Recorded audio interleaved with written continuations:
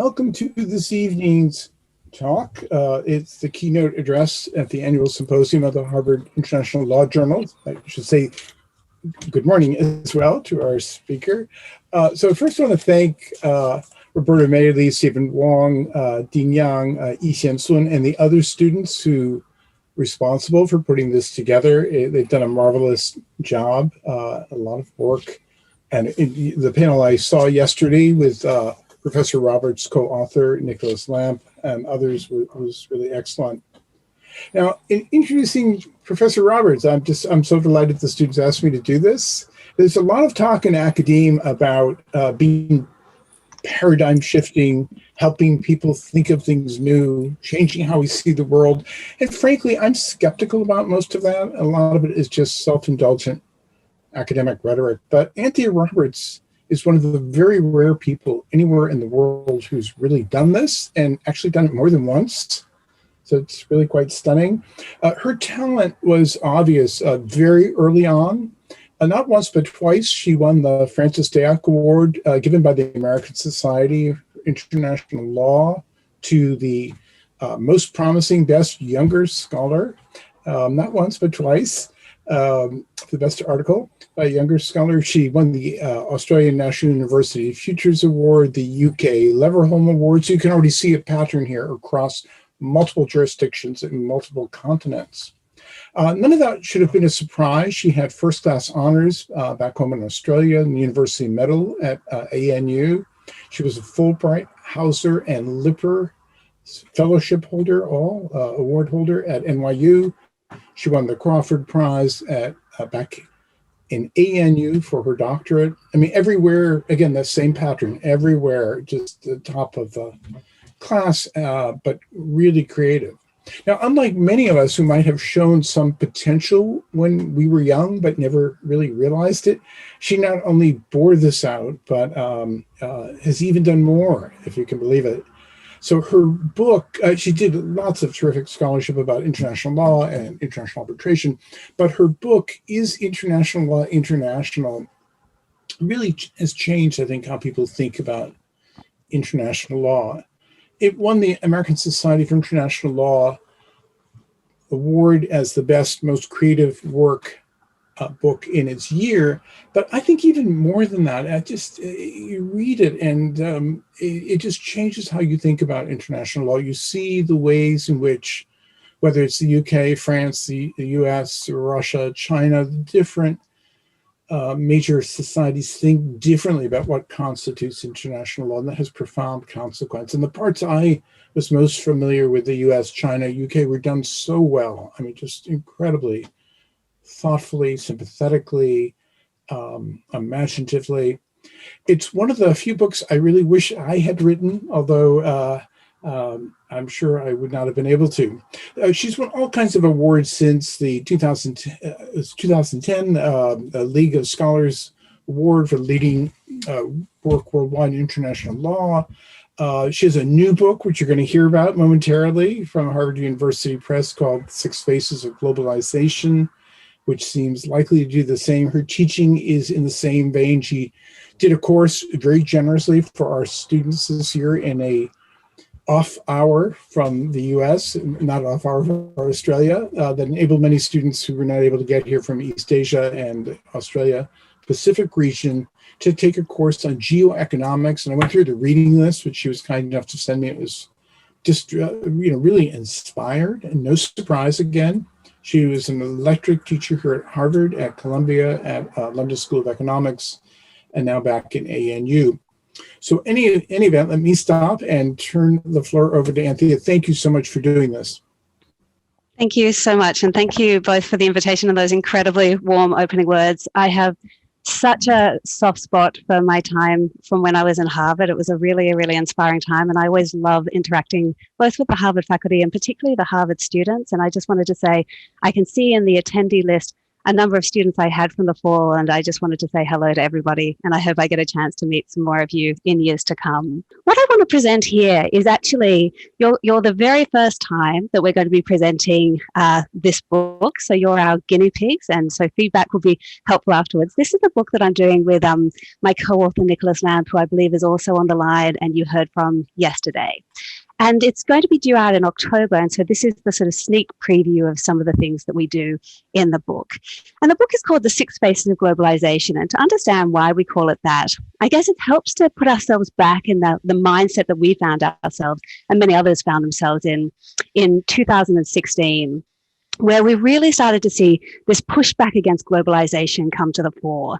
And that was both in the election of Trump and a lot of the protectionist stuff, but also in Brexit. And after that, all sorts of chaos in the World Trading Organization, and a real sort of pushback and thinking about kind of what was happening to the traditional ways we had understood economic globalization.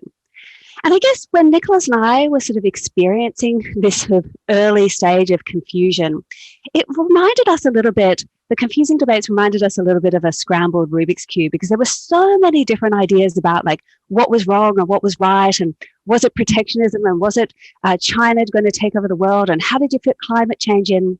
And we found ourselves wanting to understand this pushback against economic globalization. But the first step for that was to actually ask ourselves, with these confusing debates, would there be a way to sort of unscramble this Rubik's Cube so that we could actually start to disaggregate what the different narratives were that were pushing back against economic globalization and how it was that they related to each other?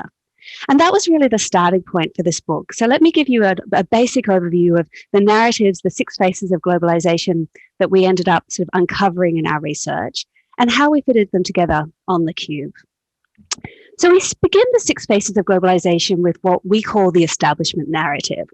And this was the narrative that was absolutely dominant the whole way we were going through university and in our early careers, which was really the win-win narrative about economic globalization. And it was the one that you heard from the WTO, you heard from most governments. It was the idea that whether you were a developed or a developing country, or whether you were rich or poor, everyone gains from economic globalization. It's a rising tide that lifts all boats. It's a growing of the pie so everyone can have a bigger slice. And we represent that sort of absolute gains for everybody with these blue arrows going up here. And this was absolutely the dominant understanding of economic globalization, that free trade was a general good. But what we started to see happening, particularly from 2016 onwards, though there were precursor ideas before that, was that this dominant narrative started to be challenged by a variety of other narratives. So what were those other narratives? Well, one of the ones that came to the fore was the left-wing populist narrative. And here, the left-wing populist narrative doesn't actually disagree with those blue arrows, doesn't necessarily say that there wasn't a general gain overall in the population, but it calls attention to the fact that the gains were very unevenly distributed in this period of economic globalization. The establishment narrative was really based on the idea that you grow the pie at the international level and then you leave it to the domestic level to redistribute. But what they would say is actually that redistribution never happened. And in fact, there were various sort of pre-distribution problems, which meant that you actually hollowed out the middle class, you disadvantaged the working class, and gains moved upwards in this relative term to the elite. And we represent that here by these red arrows showing that this is sort of a class-based analysis where the real winners of economic globalization were the rich in the different states. That one is a little bit different to what we saw coming out of Trump, which is what we call the right-wing populist narrative. And here you'll see the argument is not so much that it was the rich people that won from economic globalization within your own state, but really that it was other communities that took the jobs away. And this is very much, I should say, all of these six faces of globalization. These are the perspectives that we see in the Western debates. I'll talk a bit about some of the debates from outside the West later on. So from within that Western perspective, and particularly that American perspective, here you see the argument that really it's certain communities and certain types of workers that have really lost out from economic globalization because their jobs were effectively shipped offshore to places like China, to Mexico, to India. And it's really the workers in those developing countries that have gained at the expense of the workers in the developed states. And this is one that really makes you think about the Rust Belt and some of the towns that have deindustrialized and have had really bad problems with not just lack of employment, but also the suicide and opioid crisis, the deaths of despair, so the sort of white working class issues that have given rise to a lot of the populist narrative. And this right-wing populist narrative sort of has two different variations to it. One of it tends to be a very strong anti-free trade, which is we don't want our jobs shipped offshore to these foreigners. But the other element of it tends to be a sort of anti-immigration, which is we don't want those foreigners coming into our land to steal our jobs here at home. And so these two versions, the left-wing and the right-wing populist narrative, I think have had a lot of play and a lot of play in the election. So we see, for example, AOC and Bernie Sanders very much embody the left-wing populist, and we see Trump and a number of other politicians very much embodying the right-wing populist. But there are other narratives here as well. And one of the ones I want to bring to the fore, which goes to what Professor Alford said about the course last semester, is the geoeconomic narrative. So the geoeconomic narrative, you'll see here, instead of circling a particular class or a particular community, the red box here is circling whole countries, and in particular focusing in on the China-US great power relationship. And here the argument is that even if in absolute terms, both the US and China benefited from economic globalization in terms of absolute gain, in relative gains, China has crept up and closed the gap on the United States. And what that's really pricking is a very strong geopolitical contest that has a strong economic dimension, a political dimension, and also a security and strategic dimension. And here we see this playing out in all the debates about Huawei and all sorts of US-China sanctions and competition. We see it with export controls. We see it with concern about AI and quantum computing. And one of the interesting things about this one is if the protectionist narrative often has kind of a yearning for yesteryear, so good old-fashioned steel workers and manly men doing manly jobs, and that sort of yearning for yesteryear, the geoeconomic narrative focuses to the future and says, who's going to dominate these cutting-edge technologies? So there's a lot about AI, a lot about quantum, a lot about sort of the technological frontier.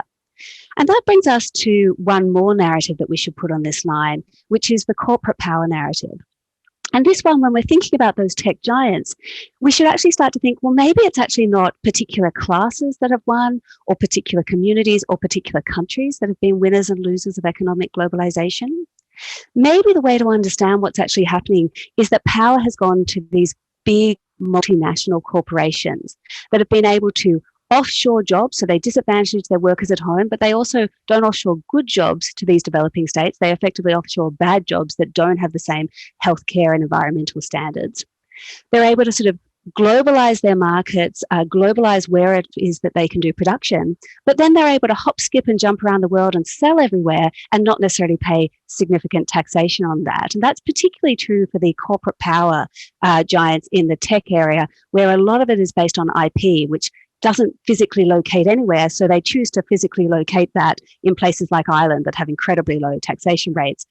And so we see them really opportunistically getting the advantages of economic globalization, but not paying their fair dues back to the societies in which they operate.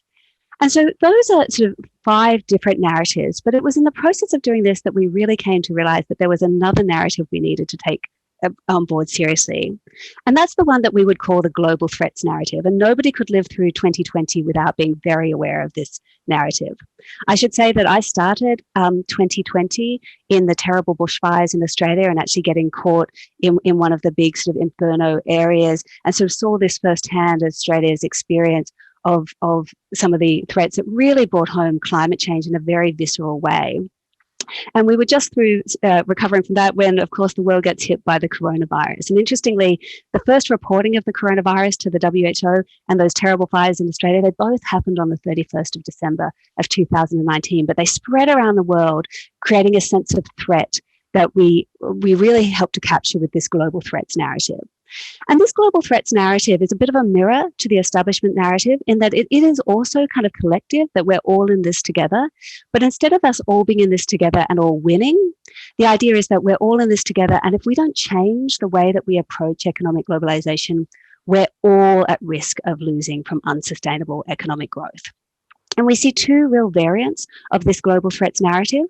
One is the one that we saw very strongly coming out of the COVID crisis, where we were very concerned that we had had such interdependence between our countries, both in terms of physical flows of people, but also in terms of our interdependent supply lines for medicines, etc., that we had, and all of our just-in-time supplies, that we had optimized for efficiency and interdependence in a way that left us extremely vulnerable and brittle and not resilient. And so one narrative we see coming out of global threats is a resilience narrative. The other one, which goes to the bushfires that I was talking about, is very much more the environmental sustainability, which is what we are doing with economic globalization is not just creating extensive supply lines that leave us vulnerable, but we're also exporting and encouraging that Western consumption lifestyle around the globe in a way that is just putting us on an unsustainable collision path with our global limits. And that we really need to change the paradigm, to take Professor Alford's phrase. So instead of trying to optimize economic efficiency, we really need to ask ourselves, how do we recreate our societies and our global structures so that we can all survive and thrive within the limits of our planet? And so if we understand these as the sort of 6 main narratives that we see driving the debates in the West on economic globalization, how should we understand the structure of them?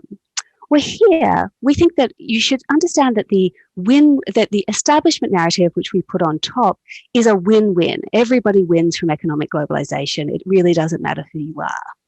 Whereas many of the debates that we see playing out in the press at the moment are at this second level, which is win-lose arguments. There are winners from economic globalization and there are losers from economic globalization. But different narratives pinpoint different winners and losers and have different explanations as to why those winners and losers matter. So they often have a different unit of analysis, and they often also have a different metric for what's good and what's bad and why. And so if that's our win-win analysis and our win-lose analysis, what we see developing more strongly, and we expect will carry through in some of the next decades, is this lose-lose analysis, which is unless we pull together and do this differently, we're all at risk of losing. Now, when I say that this is stuff that we hope that you'll be familiar with from the press, we certainly, with this lens on, see it everywhere. So, for example, the establishment narrative we see very clearly here in this very positive, on the up, everything's good from economic globalization. We see this idea of the richest of the rich and the left-wing populist narrative and the sort of class problems that this has created and inequality. We're clearly seeing a much greater concern about the sort of left behind communities and the effects of deindustrialization in the West. It's incredibly hard to miss the China versus America strategic rivalry and the geoeconomic narrative. We're also seeing a much greater focus on corporate power, particularly in the tech sector, and this idea that we've got certain markets that have become winner-takes-all markets in a way that is very dangerous and might need to be cracked down on through things like antitrust and new taxation agreements. And finally, I think we're increasingly seeing a real concern that we're all in the line of fire, not just for things like pandemics, but also for the longer-term issue of climate change.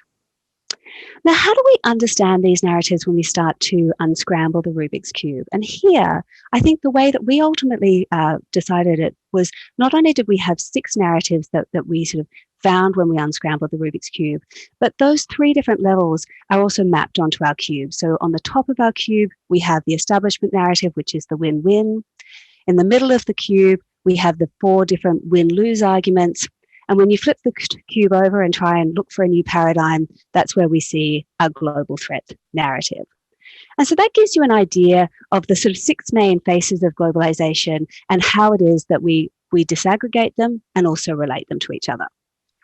But the question then is, what do you do with this analysis? And so in the next 4 sections of these slides, I'm going to give you some examples about how we use this analysis to help us structure our understanding of some of the debates we see about economic globalization. And I'm going to start with the idea of strategic switching. Strategic switching is where you see particular actors deliberately take a particular narrative and try to switch the face of the cube to present another face as the dominant narrative, because it changes your understanding of who's the good guy, who's the bad guy, what the relationships are, and how you understand it playing out. So let me give you 2 examples of this. The first one comes from the elephant graph. Now, I expect most of you are familiar with the elephant graph, which comes from Branko Milanovic. But in case you're not, let me just explain it briefly. This looks at the change in real income in percentage terms of the world's richest and the world's poorest. So everybody in the world in the individual percentiles is represented on the bottom level. So the poorest of the poor are down on the left-hand side and the richest of the rich are on the right-hand side. So this is individuals and percentiles, it's not countries. And then what you see on the y-axis is you see in each of those percentiles how much in the high period of economic globalization, which is the sort of 20 years he's recording from 1988 to 2008, how much percentage growth did these people have in their income? And I want you to pay particular attention to point number 2, because point number 2, which has seen almost no growth in this 20-year period, that really reflects the less well-off people in the working class and the poor in the developed countries. Now, you'll notice in global terms, they're still at about the 80th percentile. In global terms, they're still well off. But in relative terms, they have had almost no or no increase in their income in this period of time. And so when you have a group like that has been hard done by and feels aggrieved, who are you going to blame for it and where are you going to direct attention? And we see political parties directing it in very different ways. We see Trump and the right-wing populist narrative saying, you people who have lost out in this way, we hear your pain and you know who you should blame? You should blame those people in point 1. Who is in point 1 at the head of that elephant? Well, the people in point 1 at the head of that elephant, that they're the working class in China, in India, in Mexico, that have seen a very, very significant percentage increase in their income during the period of globalization, because we've really seen the emergence of the middle class in these areas. And so he sort of says, you've been hard done by, look to them, they're the ones that have profited at your expense. But then you have people like Bernie Sanders, Elizabeth Warren, AOC, who are like, no, this is a distraction. Don't look at the people who have had these jobs in Mexico and China. If you want to know who has really got ahead, it's actually the 1% and the 0.1% in your own countries that have won an extraordinary amount in this period. And keep in mind, even if the people at 0.3, who are the sort of global 1%, in relative percentage terms have gone up by a similar amount to the people in point 1. The people in point 1 didn't have a lot of money to begin with, whereas the people in point 3 had a lot of money to begin with. And so if they're both going up by 100% compared to where they were previously, one of them in absolute terms is going up in a much more striking way. So we see these sorts of debates happening where people are trying to shift the face of the cube from the right-wing protectionist narrative to the left-wing protectionist narrative. But we also see it playing out, I think, at the moment in the antitrust debates. So one of the first times that I noticed this was when Zuckerberg had to appear before Congress. And one of the photographers actually took a photograph of his preparatory notes. And on it, it said, if they ask about breaking you up, say you can't do that because then China will win. So let's think about what's happening there. He's going before Congress where they're really concerned about the power of big tech. So this is a corporate power framing where you've got the US as the regulator concerned about the excessive power of its corporations against the little guy consumers. This is a winners takes all corporate power narrative.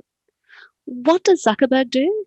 He tries to shift the face to say, no, this is a geoeconomic competition and you shouldn't be regulating me. You shouldn't be trying to break me up because we're on the same team, which is Team USA against Team China. And we know that the Chinese companies are deeply in bed with the Chinese government and they are playing this fast game on AI and on quantum. And if we want to be in that game, we need to be on Team America together and we need to be strong together. So don't regulate me, don't break me up, because the real battleground here is the international geoeconomic battleground.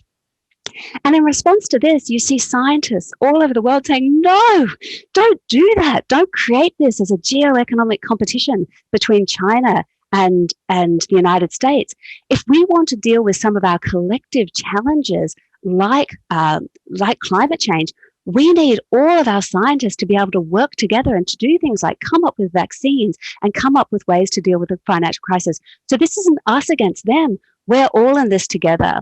And so you can start to see in debates that people are very strategically shifting the frame to give a different sense of who's us and who's them, what's the battle and what's the relationship between the different parties. But I've mentioned a few times that this is the perspective that we see within the West. And so what I want to acknowledge here is that it can look quite different from outside the West. And and I'm not going to do this extensively because most of the book is trying to understand what's happening in the Western debates. But I want to sort of say that the Western debates are not representative of the world, and particularly some of the malaise about economic globalization that we're experiencing in the West is not being experienced everywhere in the world, and we would be wrong to think it was.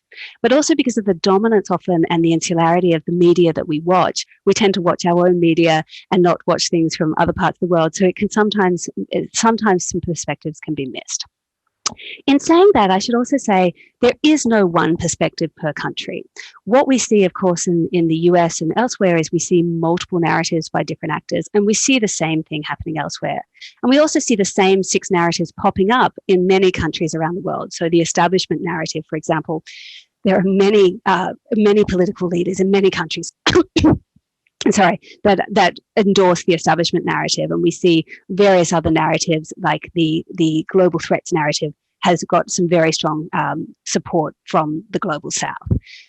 But we also see some narratives that I think get underplayed in the Western debates because they reflect particular perspectives or particular historical experiences from around the world.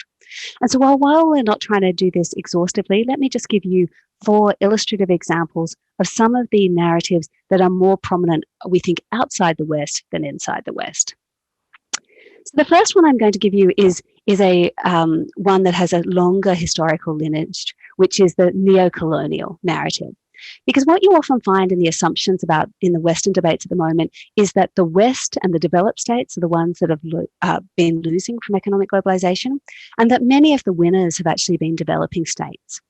Whereas if you look at the neocolonial narrative that goes a long way back, there has often been a very strong suspicion from many states in the developing world that actually trade and investment has been extremely exploitative and has been about getting materials and workers and raw goods from the developing world to the developed world in a very extractive way that sort of reinforces the power dynamics between them.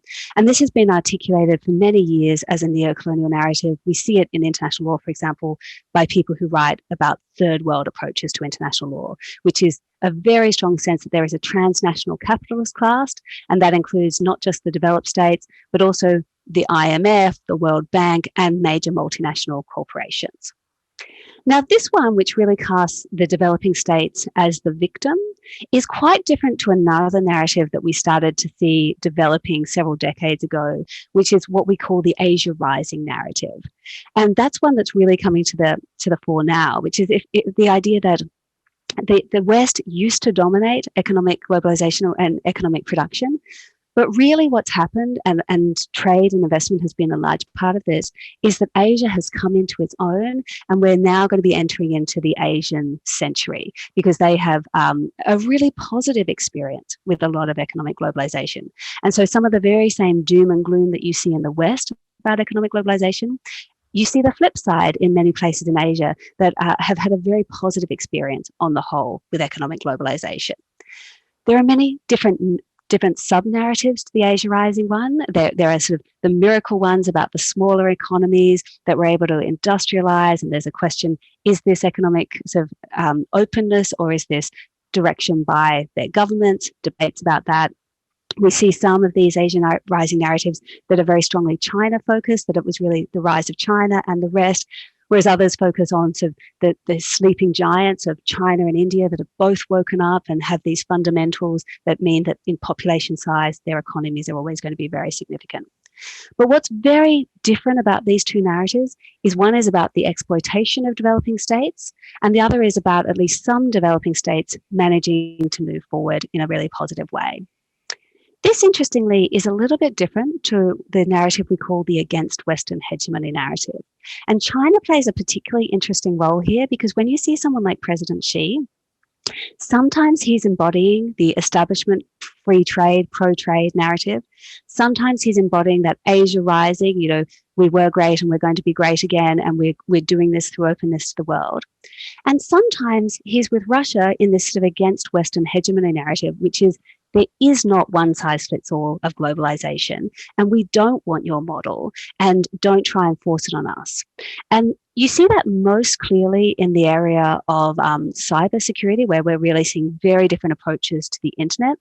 But you're increasingly seeing this also in the trading space. And so whereas the West is often very concerned about Huawei and sort of economic weaponization of the economy, of course, Russia and China are very concerned about things like semiconductors being cut off from suppliers, or cuts through things like SWIFT so that you can't get money to different countries. And so the need to decouple in terms of financial controls.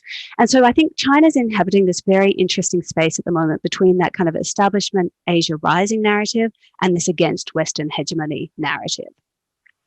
And of course, there are some regions of the world that aren't experiencing any of these particular areas. And the one we want to highlight here is the sort of left behind narrative, which is, if you look at what people often say about economic globalization, which is the extraordinary number of people that were lifted out of poverty. But if you actually break that down by regions, what you see is that the huge reduction in poverty really comes from East Asia, the Pacific, and South Asia. And actually Africa, in absolute terms, has more people in poverty now than it did back in the 1990s. And so then the question becomes kind of who hasn't got on the globalization bandwagon? And are they going to be the next ones? Are they the sort of next in line in the sort of idea of the flying goose where there's a lead and now we'll have others follow? Or are they just going to be exploited yet again, but maybe this time not just by the West, but also by China?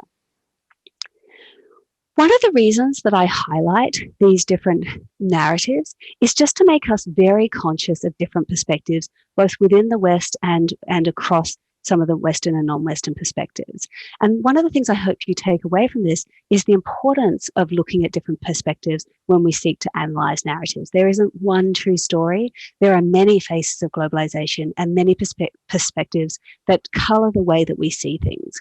And I think one of the very nice examples of this is the different styling we see, for example, on the geoeconomic narrative from a US perspective and from a Chinese perspective. Just as one illustration of this, last time I presented on geoeconomics in China, I was talking to people about this book. And this is AI Superpowers, China, Silicon Valley, and the New World Order. And it's actually by Kei-Fu Lee, who was from Taiwan. He came up in Google in Silicon Valley, and then he went back to China to do Google China there. And I think this is a fantastic and really interesting book about the evolution of the internet in China. But look at the styling. It screams geoeconomic, geopolitical competition. When I spoke to my colleagues about this in China, I wanted to get them a copy of this book to see what their reactions were. And I couldn't find exactly this book. Instead, the book I found was this one, which I think is basically the same book, but it's actually called AI Future. And there is no hint of geoeconomic competition in this. Instead, you have Kei-Fu Lee there, and all of this about the AI future is about the wonderful technological future, and all these little things here are like, his age, his hobbies, all the things AI will be able to tell about you. And this is really a story of technological advance and progress. And one of the interesting things when you start to sort of be aware of these differences is you could say to yourself, well, is this one censored? And my own view on that is probably undoubtedly yes. Even if it's not actually censored by the Chinese censored, I'm pretty confident the author himself would have self-censored, because you wouldn't be able to do an AI Superpowers book into the Chinese market at that time. But at the same stage, is this one sensationalized? I would say probably. Right?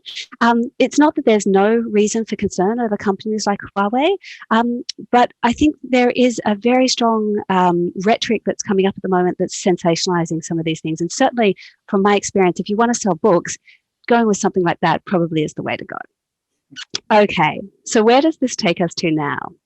So where I want to take this to now is that we've very nicely, I think, solved the Rubiks Cube and got the 6 different sides. And so we could have ended the story there. But our sense is that it's a little bit more complex than that. So I want to give you a little bit of a sense of this kaleidoscopic complexity, which is, remember, every side of the cube actually has 9 different faces. And I think a lot of what we're going to see in the next era is how do we mix and match those cubes, not so it's an incoherent mess, but so that we take different ideas from different parts of the cube and find new faces of globalization in the mix. And I think the Biden administration is a very much an example of trying to do that pick and mix approach to find a new face of globalization. How do we think about this through kaleidoscopic complexity? Well, the thing about a Rubik's Cube is a puzzle that has one right answer. And it may be hard to get there. In fact, Rubiks, who first came up with the Rubik's Cube, when he first scrambled his Rubik's Cube, he had no idea if he would be able to get back to the answer. And it took him over a month to solve his own cube. I can say my daughter can now do it in about a minute because of this book. But nonetheless, there is one right answer. Whereas when we're dealing with really complex problems like economic globalization, we actually think really complex problems, there is no one right answer. There are many perspectives, and what it helps to do is overlap them on each other. And so instead of just taking the 6 faces of the cube, we started to think about, well, what if you were actually to think about them as layering on top of each other so that we could see which narratives overlapped with which ones and what new colors did they create? And when we take this much more variegated approach, where we sort of understand that these narratives can be splintered and reconfigured, it made us think it's not so much like a Rubik's Cube, but like a kaleidoscope. And what we really want to be doing when we think about the kaleidoscopic complexity is acknowledging how complex it is and how ever-changing it is. There isn't a right answer. Every time you shift the dial, you see something a bit new. But we also want to have some analytical traction on this. And this is where it starts to help to have the idea of these different overlapping circles. So let me give you one example of this. And this comes up from the period after the COVID crisis, when all the countries are starting to scramble and thinking we must have greater national self-reliance because we can't be in this situation again where we don't have sufficient PPE and we can't service the medical needs of our population. So how did our narratives play out here, and what sort of alliances and overlaps might you be able to see for particular policy proposals? Well, let me start with the most obvious one that came out of COVID, which was what we think of as the resilience narrative, which is one of the sub-narratives of global threats. And here we saw a lot of governments throughout the world, including ones that are very pro-economic globalization, like France and Germany, really embracing this idea that actually there are some things we need to be resilient. So we need to secure adequate supplies and capacity in essential services. And this really comes with a whole bunch of different goals and policies. We need some level of national self-reliance. We need diversification. We need to ensure capacity in essential areas like medicine. We need to have some stockpiling, and we need to have export restrictions on essential materials so that we don't give away things like vaccines or things like face masks when we really need them.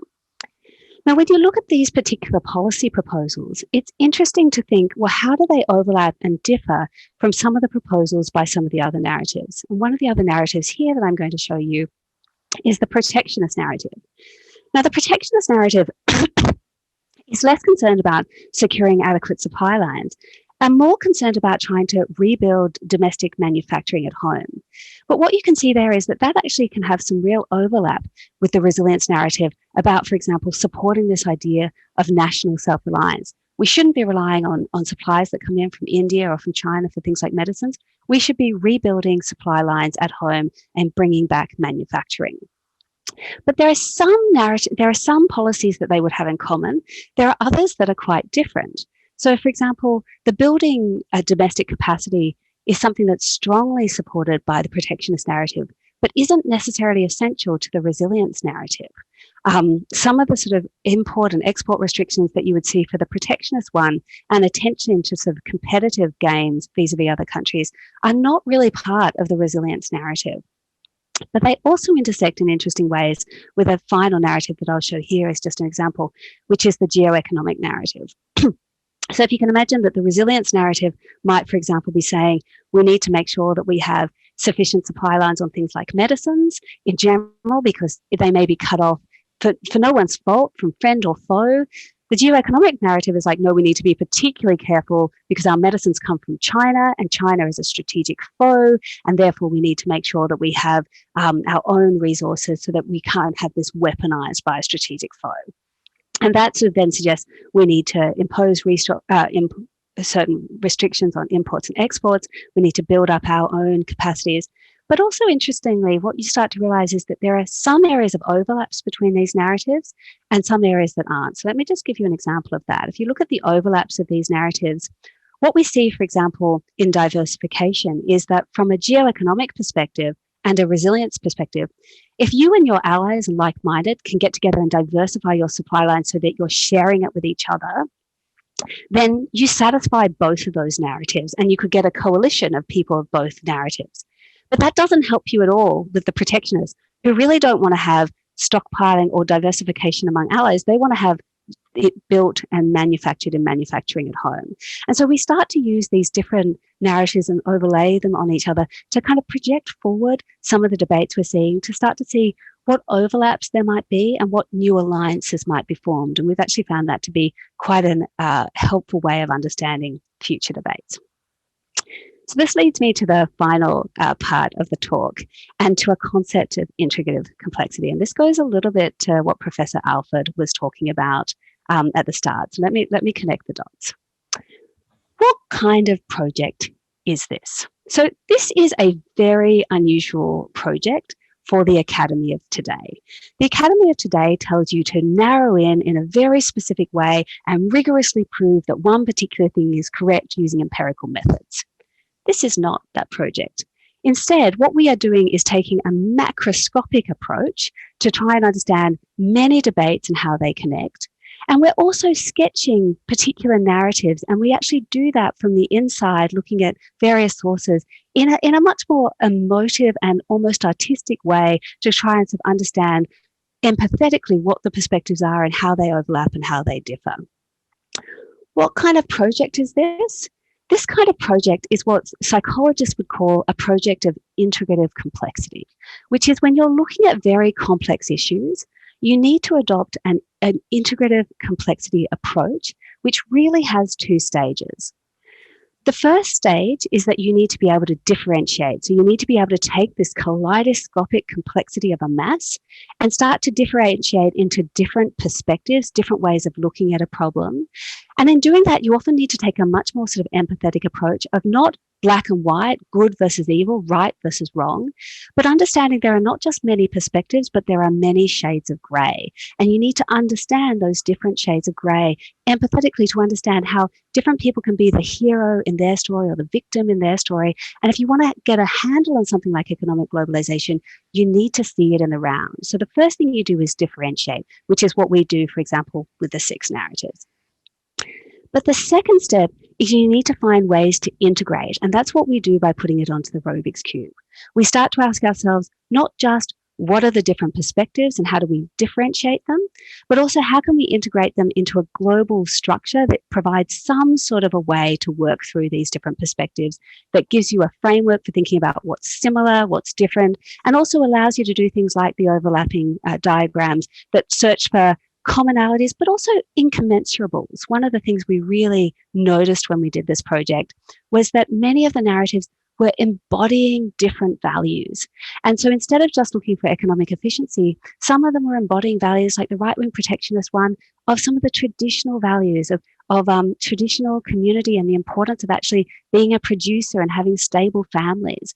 And for some people on the left who find that other value very hard to understand, they're also embodying the values which some of the people on the right find hard to understand, like appreciating the environment for its own sake, not just as a means to an end of how it serves our lives.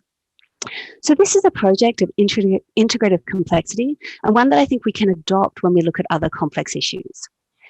It's also one that psychologists and forecasters suggest is really important for getting a better understanding of the future. And here I'm going to refer to the work of Tetlock, who does work on super forecasters, and the idea of dragonfly eyes, which is he did a study on all the people who were best able to predict the future. And it turns out they were much better than the CIA and much better than single disciplinary experts. They were people who had what he called dragonfly eyes, which is not just thesis, antithesis, and synthesis, but an ability to see many different ways and integrate those perspectives. And the reason he picks dragonflies is that they've got these 2 major eyes that have thousands of lenses in them, which they actually integrate. So we have 2 lenses that we integrate into our bifocal vision. They have thousands, and it actually creates these dragonfly eyes that allow them to see almost 360 degrees. And he says if you want to get a better understanding of what's going to happen, you need to develop more people with dragonfly eyes who are effectively doing integrative complexity. Now, for many people, the idea of all of those perspectives in their head is just a painful experience. So there are other ways that you can get this diversity in as well. And one of the things I'm going to say about this is you can have diversity in your own head, or if that just sounds awful, you can have diversity in teams, or preferably both. And so here, Syed, who's done work on radical ideas, and we get this out of complexity science as well, just has a visual that I think explains this very nicely. Quite often what we think about when we think about getting the best person for the job is we think about someone like David. And David, as you can see here, is very highly trained, and he has a circle of expertise and a circle of experience. And that's what he really brings to this. And he does that really well. The problem is if you build a team where who you hire is David, Andrew, John, Toby, Nathan, Jacob, Jeremy, Theodore, and Ben, these may all be extremely highly talented individuals when you think about them individually. But the problem is their perspectives and their approaches can be so similar that what is a collection of very intelligent individuals can make for a much less intelligent team because it doesn't have diversity in terms of its scope, and it tends to reinforce its own biases and move to an extreme of how right it is because it doesn't have these diverse perspectives. If you really want to have a smart team rather than smart individuals, you need to be much more actively thinking about diversity across multiple dimensions: cognitive diversity, diversity of socioeconomic background, diversity of the country you come from, diversity of race and gender. And this isn't just like a nice add-on. If you actually want to understand complex problems, this is essential. And this just takes me to one final thing I wanted to say about what Professor Alford said at the beginning. When you think about this sort of project, I feel in the academy at the moment, we have done a huge amount to focus on the left-hand side of this particular brain, cause, evaluate, rely, contrast, and look at all these straight lines and, rigor and prove this.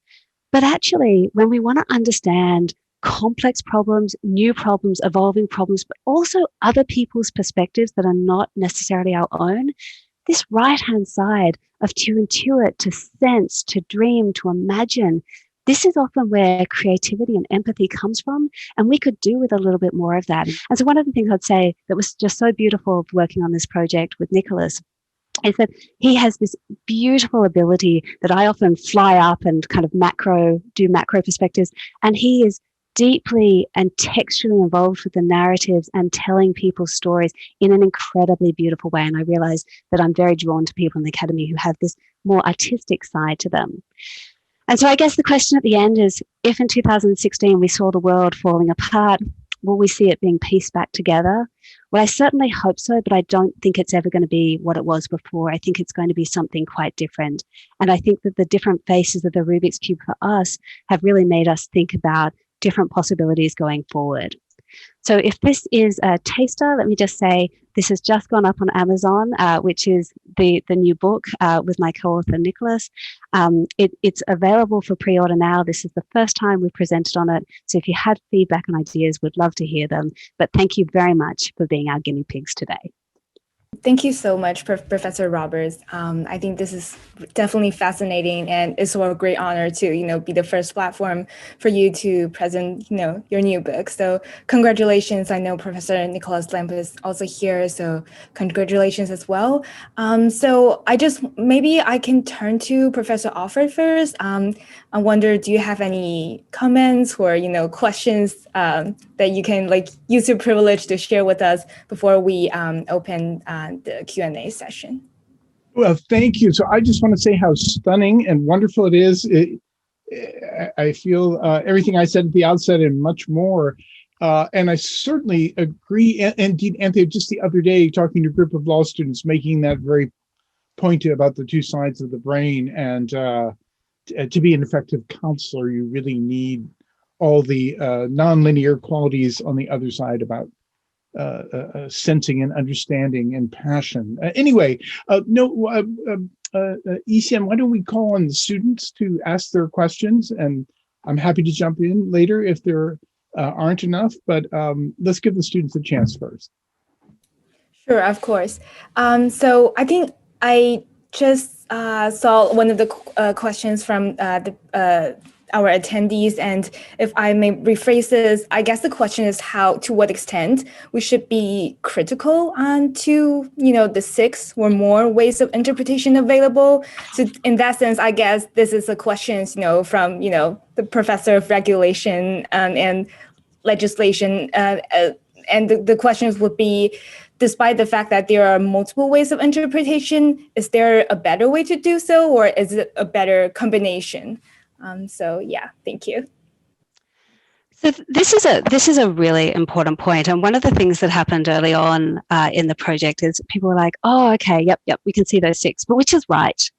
And I remember at the time thinking, there isn't one that's right? And I think where we've come to on this is an understanding that when you're dealing with complex issues, you often need to have multiple narratives, multiple analogies, multiple metaphors, because most of them have something right in them, but they're not completely correct. All models have some truth and they have some falsity to them. So I don't think that there is one narrative that's correct, and I don't think there's going to be one narrative that gains dominance in the same way as the establishment narrative did. That does not mean that all narratives are equal. And so one of the things that's very nice when you actually lay them on top of each other is sometimes you realize that they're speaking to different things. So they've got a different unit of analysis. Some of them look at corporations and some of them look at companies, and they both have truth, but they're just focusing on a different thing.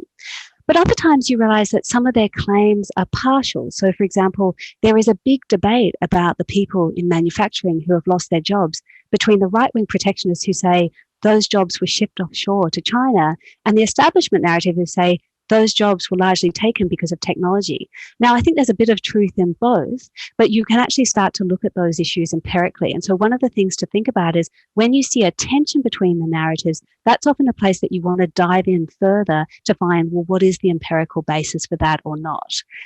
But you also need to, I think, in doing that, be very aware that there are just different value systems. And one of the problems with some of our approaches, and I think economics is a classic example of this, economics tends to be so elite dominated, so white, so Western in so many ways. I think it's had a harder time understanding some of the values that are underlying some of the different narratives. And so, for example, you would see a real shift in the economics profession about some of these issues after David Otter did his amazing work on the China shock. But if you've gone with sociologists and anthropologists into many of these communities in these deindustrialized towns, they could have told you these stories from a much earlier time, but it wasn't a sort of a valid form of knowledge. And so it kind of just didn't penetrate into these ways of thinking. So I think it's very important to look for empirical evidence when you see clashes, but it's also very important to recognize that different perspectives can bring things to the fore, and people can have really different values. And quite often I find that between these different narratives, there's a bit of a tension between, do they have different values which are different but commensurable? So when I teach this in geoeconomics, I say sort of economics and security. Is it like apples and oranges? So they're different, but they're tradable. We can find a market for them.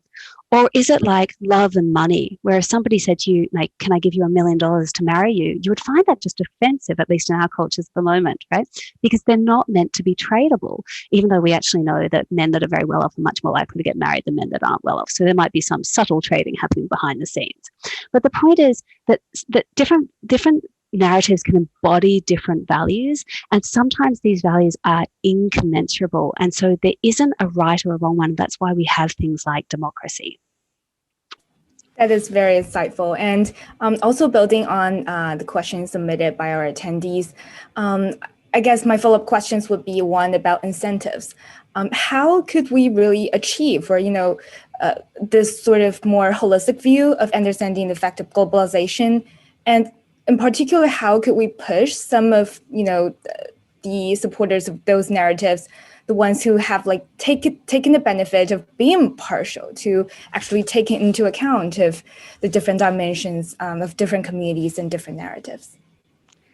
Yeah, that's a really hard one, right? Because one of the things that we have in our political systems is those who have been advantaged by a particular system often then have enough money that they have various political advantages which help lock in their power. But my own feeling at the moment is that that sort of inequality can grow and grow to a certain point, and then it gets to an explosive level where it's no longer stable. And I think we're starting to see that. So, for example, the moves that are happening on the international stage now to try and rein back in the big tech powers with things like taxation and with things like antitrust, I think are going to be moves to address some of the inequality, because I think it's got to an unstable point. But I also think it's an interesting one of understanding the relationship between different narratives. So when I saw that the US was reining back in big tech, and when I saw that China was reining back in big tech with Jack Ma, my first reaction on seeing that was that those two countries on the geoeconomic narrative have already committed to a technology split between them, because you sort of have to have an assumption that you're going to be somewhat bifurcated technologically in the geoeconomic realm before you start disciplining your companies in quite this sort of way. And you see a lot of people in the antitrust debate saying, oh, but the way that you get innovation and stuff is to break big companies up and allow them to thrive. And look at what happened with Bell, for example, when we broke that up. And like, that's true if you're just in one market. But if there is a massive Goliath in another market and you're in the same market and you've broken yours up, it's not necessarily true in the same sort of way. So I think we're at an unstable time where some of those who have been advantaged are being forced to reckon with that you can't have as much advantage and keep it stable. But we really need to keep that sort of complexity mirror of the interconnections between these things. When I taught my daughter, or she rather taught me, the Rubiks Cube, one of the things you realize is sometimes you perfect one face of the cube and you completely muck up the other ones. And so I think one of the things we need to be encouraging people to do is, if there's something in all the different narratives, you need to keep those in mind, because if you don't, your position will be unstable. But the politics of how you support some of those underprivileged narratives, I don't think I have good insight on at the moment. That is definitely a very complex project. Bearing in mind of the time limits, I guess I will ask the final questions also from our audience. I guess that is, as I understand, one about representation, as you also raised in your presentation. So how could we really leverage voices and of those communities and from the non-Western world, from the global South, that is not, let's say, not adequately featured in the current conversations and discussions about the effects of globalizations? And do we have any hopes or tips about that? Yeah, so I think this is a really interesting point, and it's one of the things that's really exacerbated by the way we've done globalized media and also globalized education, frankly, right? So I look at the list of people who are in the attendee list, and I see people from all over the world.